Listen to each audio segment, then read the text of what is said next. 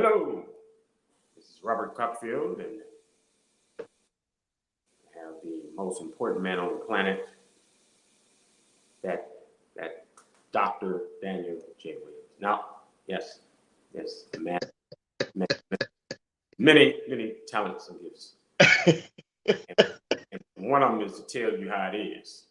You don't know nothing about that, do you? Huh? That's from the street. So We do what we do. huh? How we do it? How people don't know nothing about that. They just man. So this is what we want to talk about. Today we want to talk about values in relationships, marriage, dating. It's values, and we had a very consummated, consuming, uh, robust discussion just before we got on about values. You know, we chopped it up. Now, you know me,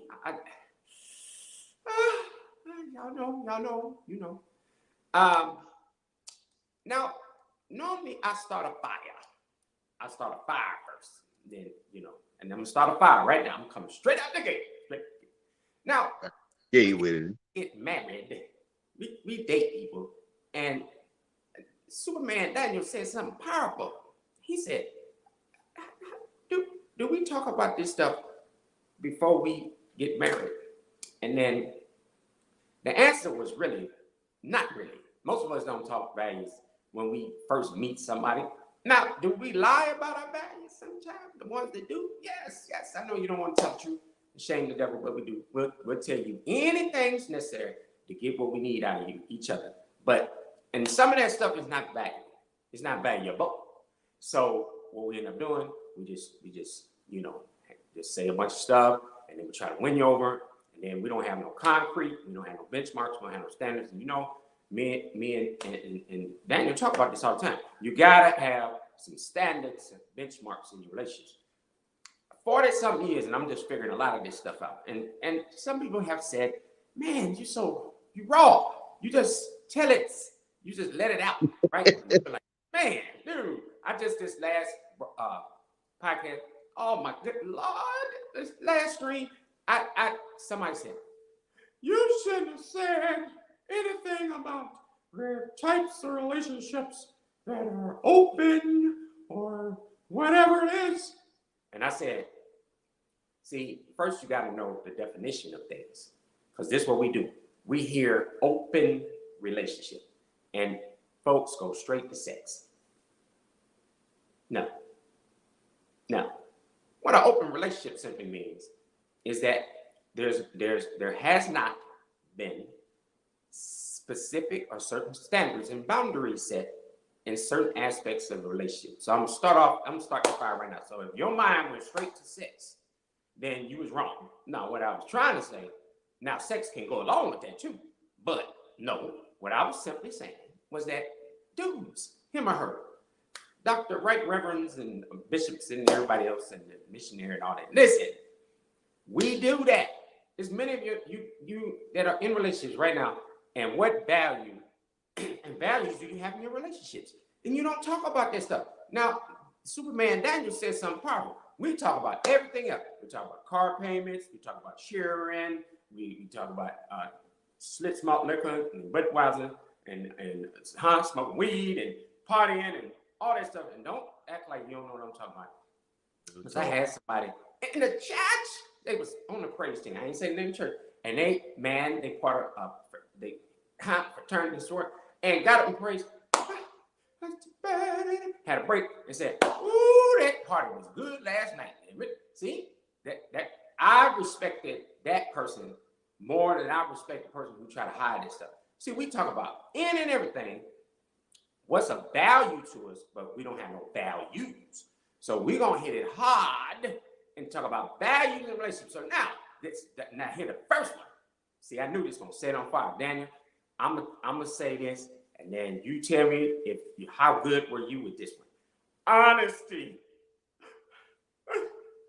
Ooh, as soon as I seen that word, Daniel, I crumbled. My chest was heavy.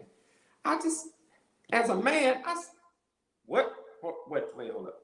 What honesty? One of the most core values in any relationship is honesty. This value is so important because it helps to create a foundation of trust. If you can't be honest with your partner, it would be very difficult to have a healthy and lasting relationship. Well, I'm gonna tell you right now. I tried. I started out the gate, man. I was trying to be honest, Daniel. But the environment I came from, we was all about, the streets. And so I brought that into my relationship. And I'm young, and I'm trying to just make it. And man, a lot of times I wasn't honest, man. You can't say you honest if you lying to your spouse or your girlfriend, or you out here, just you got about 8 side chicks and one down the road and all that stuff. Or even this honesty could just simply mean accountability. See, like your spouse asks you something, and then you got to be accountable for it instead of just lying or trying to hide it. Like, and then I'm gonna turn over Danny. See, I come from some old school men, and this is what they told me. My brothers used to tell me this. See, that foundation of values is important. You gotta watch out who you listening to. You know my brothers and my daddy told me, and some other old school men. They said if you get caught having infidelity or anything that your wife is mad about, you better tell her it wasn't me. It was my brother Billy, or it was my cousin Gene. No, don't tell on yourself. See. Now, Daniel, am I the only one that, as a man, was told to do that? I'm just asking. That's what I was. That's what I was taught. That's what I was told to do. You deny. If you weren't, then if you couldn't have put your hands on me, then it wasn't me. Yo, don't you can't believe if you ain't see with your own eyes, then it wasn't me. They told it me wasn't me. But you know what? Lion eyes, Daddy. You heard that? Lion eyes. That was your lion. Yeah. Hey, it was, honesty. Honesty allows you to be able to operate without feeling restricted in any way. Restricted? Because then you feeling like, because when you're not operating honestly, in the back of your mind that you withholding something. So, hey, well, you know what? I can't say it for everybody, because some people can operate dishonestly and don't have a conscience. It won't bother them.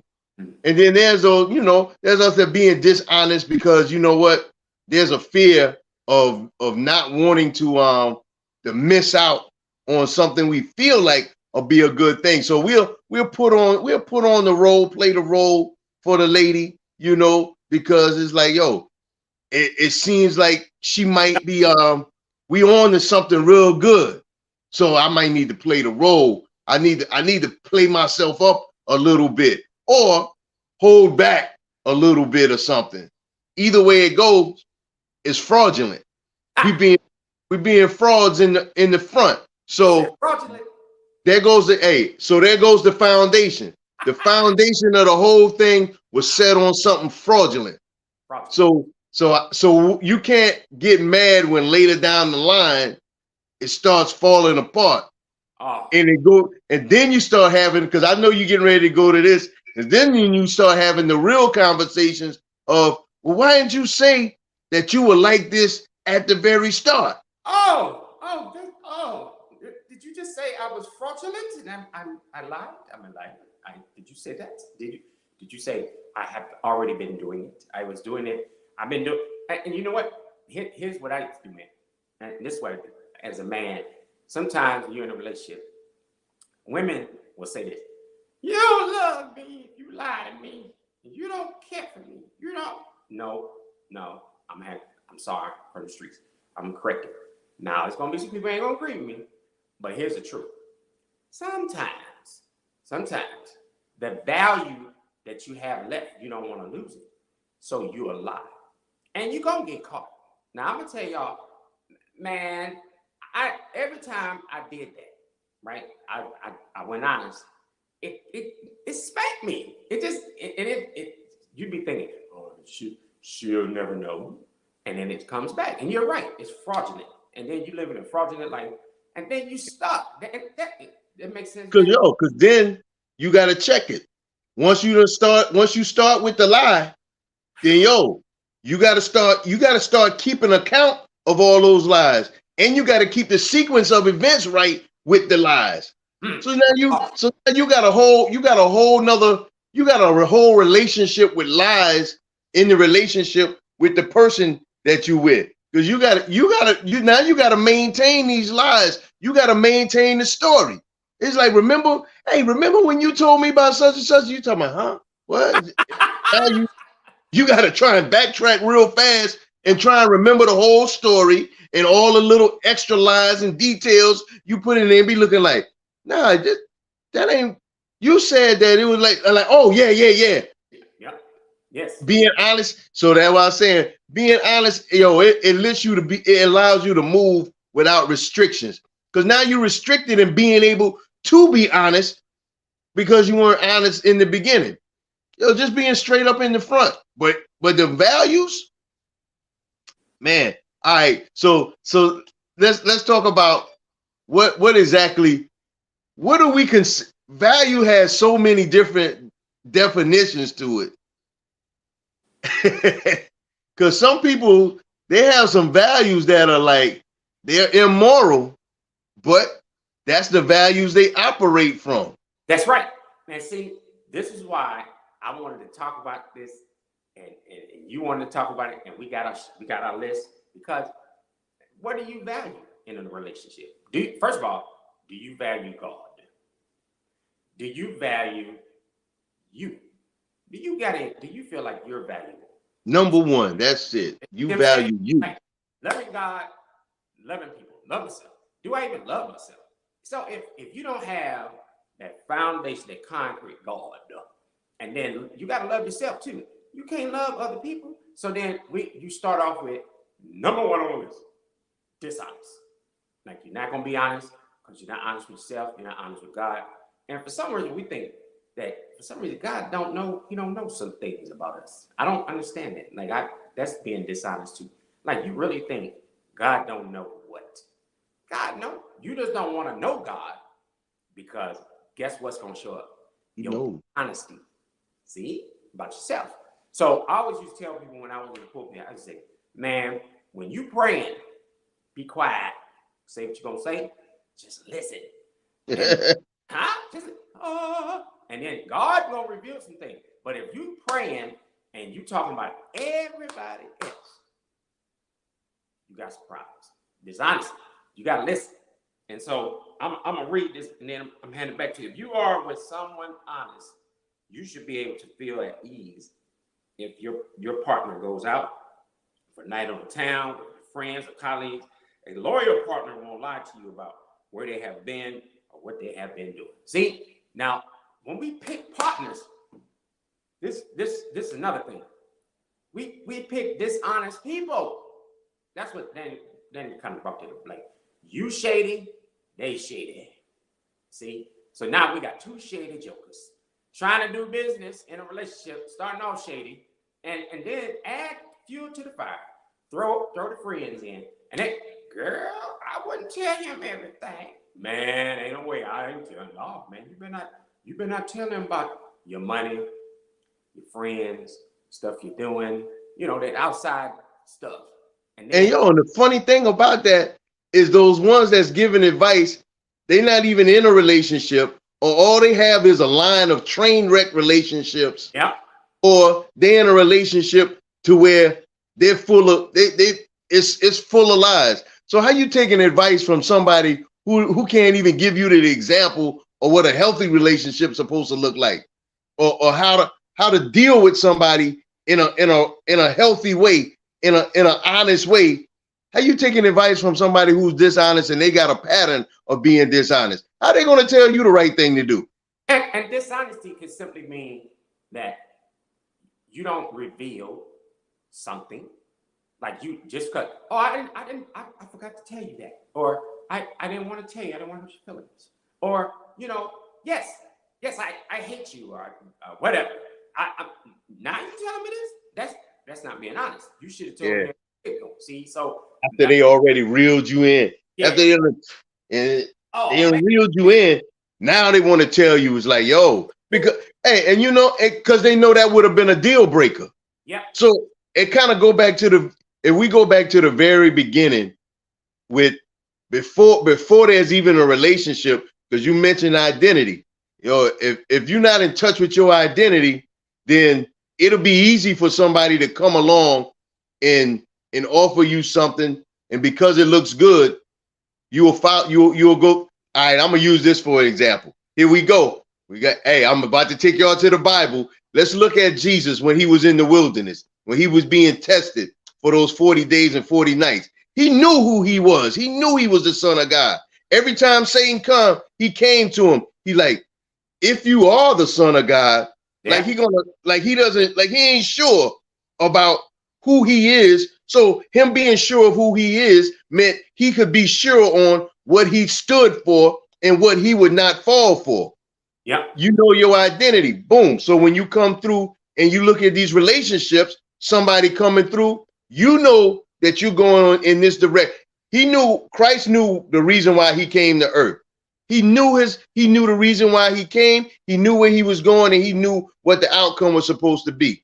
You know who you are, and you know what you want out of life, and you know what you need to be doing to get there along the route, and because you see the bigger picture, then you know what? When you meet somebody that's like, yo, and you see them for who they are, and you have conversation, and they talking all of these other things, and they do all these other things. So just like we were saying, if you're an athlete, and you're aspiring to be a pro athlete, so you value sleep and rest, you value health, nutritious eating, you value going to the gym and working out as opposed to hanging out and smoking and drinking and laying around and eating junk food and watching movies and playing video games. Your values are different because their values aren't really that bad, but they don't line. Their values and your values don't line up. I want to be an athlete, so I'm looking to be active. I'm looking to take care of things that's not going to have my body slow and lethargic and all of that. But I value sleep. You value hanging out all night. We're not going to be compatible as partners at all. Yeah, and this is another thing. You should also feel content to express your true feelings to an honest partner. If you are upset about something, they will be more likely to listen and try to understand where you're coming from.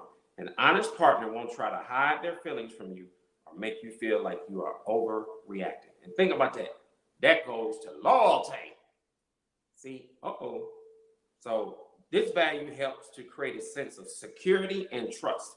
If you are with someone loyal, you should feel confident that they will always be there for you no matter what. A loyal partner will always have your back, whether you're going through a tough time or just need someone to talk to. And at some point, one or both of you may eventually deal with issues such as illness, job loss. During these difficult times, a loyal partner will be by your side, providing support and love. Now, I said all that to say that that's a hard one for value these days in relationships. And man, loyalty, man. Now, back in the day, when I was coming up in the streets, loyalty was a little different. Like me and little Ray, we doing a drug deal, and we get caught. Somebody got to take the hit. Y'all don't know about that. So loyalty, when I was coming up, hey, that's my boy, huh? And he already got some charges, and I know they're gonna smoke him, and then I ain't got nothing. Then I'm gonna be loyal. Now I'm gonna say, hey, you know what? That wasn't little Ray stuff. It was mine. I'm being loyal. Now, see, that's a whole nother context. But imagine that here we are. Now, you want to talk Bible? Jesus was loyal. When he was in that garden of Gethsemane, you could say, oh, no, I'm going to call in a whole cavalry. I'm going to do whatever. No, he said, you know what? Basically, all right, I'm going to take this hit. Because he loved us. And he wanted to be about the Father. Well, in relationships, it's got to be the same way, man. You got, I want you to expound on it. I'm trying to get people to understand. Loyalty. You got to have that in a relationship. Not selling your spouse out, selling your friends out, your friend. We do that. See, when we sign off on craziness, been there in a relationship. I'm going to give you an example. Somebody come up and say, you know what? your girl Susie, she dirty. I'm just doing it in the street. And then you sign off on it. Yeah, man. Yeah, Susie. And then they talking about your man or your husband or vice versa. That's not law. That's not law. What you think about that, Danny? What you think? About the loyalty thing? Yeah. Yeah. Well, you know what? I think, hey, first we got to get this compatibility thing down. Understanding that we both share a similar vision. It's like the relationship has to be. It's not two people in a relationship. It's no longer two. If you say it's a relationship, then it's no longer two people. It's simply the relationship. You got to be devoted to the relationship, loyal to the relationship, because it's no longer what I want, what she wants. It's what's best for the relationship. It's best for where we're going together. So if they're not walking in the same direction, then you can't. Because the whole loyalty is it's all about boom. All right, we both in this, like you just said. Yo, we getting ready to have this deal. We're gonna meet this connect. Things go wrong and whatnot. We both were in it for the same reason. You ain't had an ulterior motive behind nothing. So we was in full agreement. So we know that, hey, I got you and you got me. That's how a relationship's supposed to be. Because if it's not beneficial for the long term, then what's the point of it? Right. And to go back to that loyalty piece, I want to make this clear why I said what I said. Because now watch this. Unfortunately, there have been times when wives with cancer have been abandoned by their husbands. I've seen that before. This is just one example of why loyalty is so important in a relationship. On the other hand, when beloved performer Tina Turner got sick and needed a kidney transplant, her husband showed the ultimate act. He donated his. So I know that sounds extreme, but that's what we're talking about. Like, what's to do, man? Huh? What we doing? Like, what you willing to give up?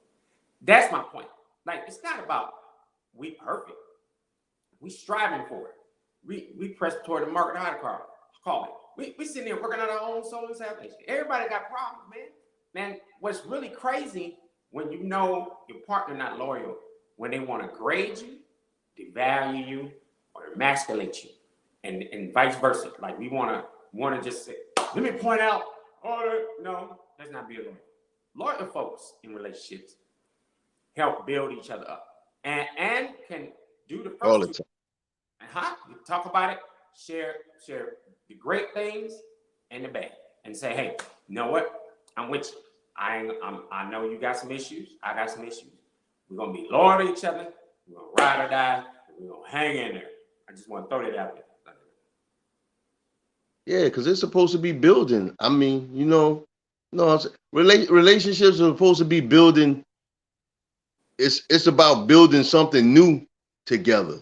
Yeah, it's what I'm bringing. It's what you bringing, and then I just always think about the fact it's like a merger of two corporations. This is my strength. That's your strength. Yo, we get together. We can kill the market because you got this covered and I've got this covered, and we link up. Man, imagine what we can really take over and have then. And that's what a relationship's supposed to be about, because ultimately it's about building not so much a security for me, then a security for you, but a security for us. But down the line, yo, we good no matter what. If something come up with you, I got your back. Because it's the whole thing is about, it's certain, each will have different values. I think I'll have different values, she'll have some different values, but they're never in conflict with each other. Mm-hmm. They always want to help one always helps the other out. So that her values, she has certain values and certain things. I may have that value, but I may not value it quite as much as she does, which will in turn be a help to me. So it doesn't mean that just because I don't have that value, I don't place some value in it, but it's just not one of my strongest suits. So, and that's the whole compatibility thing. Well, I think that comes down to respect, right? Like how do you create a sense of equality, and then realize that everyone's opinion in this relationship counts. And I want to throw this out here. Like, when you respect your partner, him or her, hobbies, activities, like, I'm gonna throw this out here. What God intended, purpose, and intent is in their lives. It might not even match yours. How do you make that work and be respectful? This is what I've seen over countless years. You have people who did not discuss values, didn't discuss benchmarks and standards, didn't discuss purpose and intent, didn't discuss none of that stuff. Then they get in these relationships, and then they start out the gate being disrespectful. And this is what happens. I've seen couples be like, well, my career is more important than yours. Or what I do has more value than what yours do. Or let me tell you something. I didn't sign up for that. Well, why did we sign at the courthouse? And why did we even get married? That's disrespectful. Instead of coming to the realization before you go signing up for anything, can I respect the God in the person? Can I respect the person? Can I respect their purpose, their intent? Can I respect even their hobbies, habits, activities? Am I even signing up for that? And I think that's important. We have to ask those questions. And even if you've already consummated a relationship, start asking those questions. Like, what do you like to do? Because I've seen a lot of relationships fall apart because they like, you're boring. Or, you know what, man? You never support the things I like to do. And I've heard couples say, well, I never knew you liked to do that. Something simple as bowling or archery. Or I had somebody say, I like horseback riding. And his spouse was like, horseback riding? Like, shocked. So what you think about that? Like, Yo, 9 times out of 10, they end up in those places because they satisfied their genitalia before anything else. They got caught up in the pleasure of sleeping together before they actually knew each other. Wow. So that's like one reason why all of those other things they couldn't notice. They couldn't notice those things because their judgment was blurred by the sex. Wow. By them getting pleasure. So their whole judgment is blurred. They like, oh man, because that's good and that's exciting. And the surface commonalities are good. Oh, we both enjoy the movies. We both like this. We both like these things. And then we end up in the bedroom or wherever they end up at. And another thing is like, hey, one person could just be so infatuated with the other person that they'll intentionally, and this might be going into a whole nother thing. They might be dealing with some hurts that they haven't healed from. And somebody comes along and they're like, I got to hold on to this person because I probably won't ever get somebody else like this. So they'll just take the abuse and they know the person is not a good match for them, but they still hang in there anyway because they just feel like this. Hey, I won't be able to do any better than this. So I'll just take whatever they hand out. I can handle it. It's not that bad. Well, and so we're gonna do one more thing before we shut it down, right? So check this out. So Daniel, I'm gonna ask you this before we shut this down, right? Check this out. So what if I didn't have any values that maturate or support the relationship? What should I do? Right? Should I give up? Should I just cancel Christmas? What should I do? Like, what if I'm already in it? What should I do? Uh-oh. That's a man. Ah. That's Yo, that's a real tough one. Hey, that's not one. I don't think that's one. You can just like say that there's a particular thing you can do, but I guess you know what you can do because you're in it, and you're supposed to be try every avenue to make it work before you say I'm going to give it an end. So I'd be like, yo, work on you then, because obviously you have no value in yourself. You can't expect to put any value into anything if you don't have any value to put in anything. Yeah. So if you obviously finding yourself valueless if you accept anything and you go along with anything and you adopt somebody else's values, you adopt somebody else's principles and the way that they move and whatnot, and you just take them on as your own. But you know you're not right in that. I'd say you need to find yourself. You need to find yourself first, and then once you find yourself, or in the process of finding yourself, you discuss this with who you're with, and if they can respect you going through the process of finding you, and if it just so happens that we ultimately come to the realization that you know what, we're in conflict with each other. Yeah. And no matter how much we might like each other, if it's not going to work out, it's not going to work. And the reason why I asked that question, because trust is going to be key in that. Like I had some notes, like trust presents itself where we could trust each other with money, or we could trust each other with raising our children, or any of these other areas, emotionally, all the stuff that we got to keep a close eye on, are things that eventually can lead to arguments or resentment, assets. Do we trust each other enough to remediate the issue? And that means that we got to put the sword down. And that right there, that's why I asked you that question, because that's a tough one right there. Like, then it becomes, my pride. I'm gonna give you an example. Finances. Now, I want everybody to know this about me. Before I got married, I was taught, you get it, you spend it. Now I heard Daniel say today, he wasn't raised that way. He was like, no, you don't go nowhere broke, all that stuff. I'm from up north, and he from the south. I was raised, man, you get that money, get rid of it. I ain't know where you from up north. Yo, my grandfather was from Connecticut, and yo, he was about his paper. You had to, I mean, hey, you're supposed to keep money. I guess it's two different kind of cultures and whatnot. Yeah, cultures.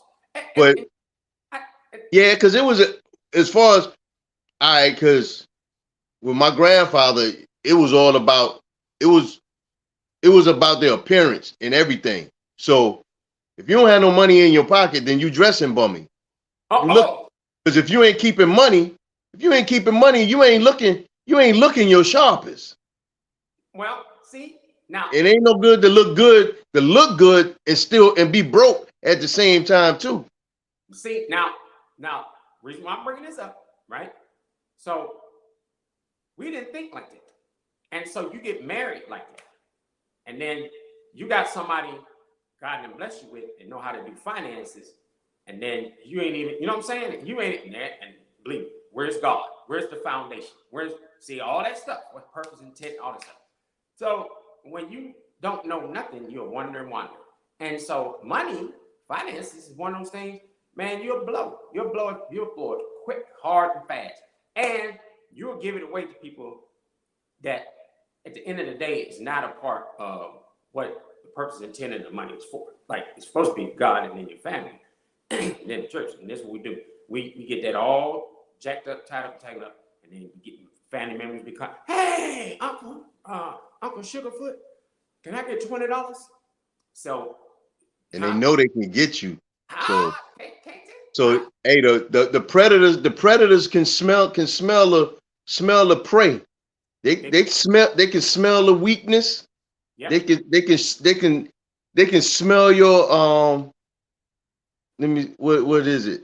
When you uneasy about yourself, Yep. you don't have any solid security about yourself, no certainty in you, and you want to be liked and you want everybody to like you and you don't want to be left out of anything. Yo, they take advantage of that. It's like because you don't want to tell anybody no. Because if you tell them no, they might reject me. They may not Oh, around. did you say rejection? Huh? Dang. Did you say rejection? That's it. That right there, that is a killer. It's a killer, man. It is. It's a killer because, and I'm going to talk about that too. So, how many times somebody asked me, "Hey, you got $5?" And family members too, man. And then you like, "Yeah, I got $5," and then some stuff go down, and then all of a sudden, you don't silence. Like, yo, you got $5? Lord, hey, silence. Huh? You don't hear nothing from none. They don't went to the choir song on me, and then oh, hold up. I'm gonna hit you hard. Now, what if the person you in relationship with, they like, dude, are you serious? Like, what are you doing? You ain't managing your finances right, man. Finances, huh? Finances. Because I can't trust myself with my own money. I can't trust, you sure can't trust me. That'll kill a relationship. So just like you said, man, I think things like that, we gotta like be honest. And I think, I believe this. God will put somebody in your space and place for those areas that you suck at. Yeah.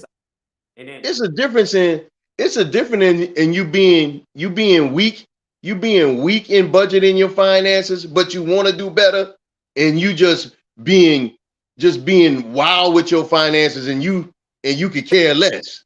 you said, wow, huh?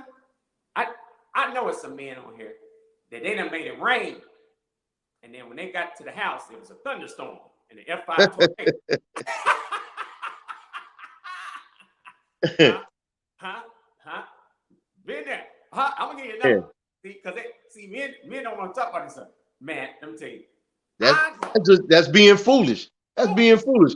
I don't care if you paid all the bills are paid. I don't care if you paid them 3-6 months in advance. When you go out and you just like boom, and you spend money and throw money on something that's not going to give you and your household a return, you're being foolish. You're being dumb. Because you think about how much money, what you could have probably done with that money otherwise. Wait a minute. Did you just say the stripper? The stripper don't add value to your family? It's a dumb investment. You get no return on that. Even if you went back into the lounge and you went into the private room, it still ain't that's not a return. It ain't giving you no value later. After the minutes are over, boom. How you getting a return on your money on that? You coming out the boom boom room. That's how you call it, the boom. That's a one-time purchase, man. You ain't getting no more money off of that. Huh? The boom boom. Man, boom. You get back to the crib and then where the grocery money? You got some gas? Man, let me tell you something. I'm gonna throw this at you, man. Because men they talk about this kind of. I don't know how many times, man. I was in the military, and these cats like, hey, we bowling, minding our business, and they're like, hey, you want to bet? One time, man, I'm an E3, 4. I'm way down there, and I got kids, and so man. These cats suckered me so hard. They was killing it. The pins was flying all out. They were knocking other pins off in other lanes, man. They was killing it. And then when they got done, I said, what? Wait, hold up. And then my supervisor said, he was one of them. He said, What you looking at me for like that? I said, I gotta feed my family. He said, I gotta feed mine too. Huh? And man, we was broke to the next pay period. 2 weeks, man. Two different. Y'all had two different type of values, and what y'all valued the same thing, but he valued his enough to know he wasn't gonna let his money slip away from him. Yeah, man. Yeah, and that's my point. Because we're going to end. Right at 45. This deal, man. I think we just gotta, as men, man. If you got, sometimes we gotta take the lesser seat. That's a value. I wanted to end on that. Like, it's nothing wrong with that, or vice versa. I think in these relationships, we don't want to do that. We trying to be hard, like you said, pride and all that stuff. I'm the man. Be strong in what you're strong in. Yes. Play to your strength. Just like I keep using the thing about the merger, two corporations merging. You carry these strengths, she carries these strengths. Boom. You merging together. You're merging because she's carrying what you don't carry. She's got strengths that you don't have. She's got connections and resources that you don't have. You have the same thing that she doesn't have. So you put them together, your bases are covered. There's no weakness. Like I said, you got to stop thinking about it's me and then her, because that's putting you at competition when it's me and her. And it's now no longer you and no longer me, no longer she, but the relationship. You think about the business. Yeah. I mean, really, you got to think about the relationship, whether you're dating, whether you engage, or whether you're married. You got to think about it as being a business venture. Why would you do something stupid that's going to put your business in jeopardy? Yeah.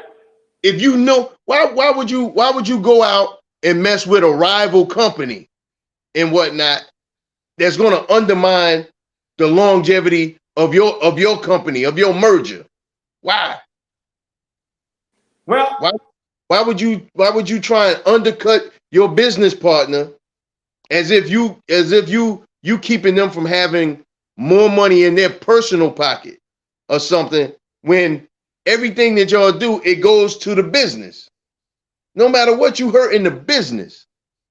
Well, I'm gonna end with that, and I'm gonna give you the last word on that, because you just touched my heart, not my heart, my heart. You did. Your heart. Yeah, my heart. So this is Men on Pause, and this is Values, and I'm Robert Cockfield, and I'm a student of the great Daniel J. Williams. Oh, man. Come on. All the way from the Carolinas. Come on, man. God bless your hearts, and may heaven smile upon all that you do for the rest of the day.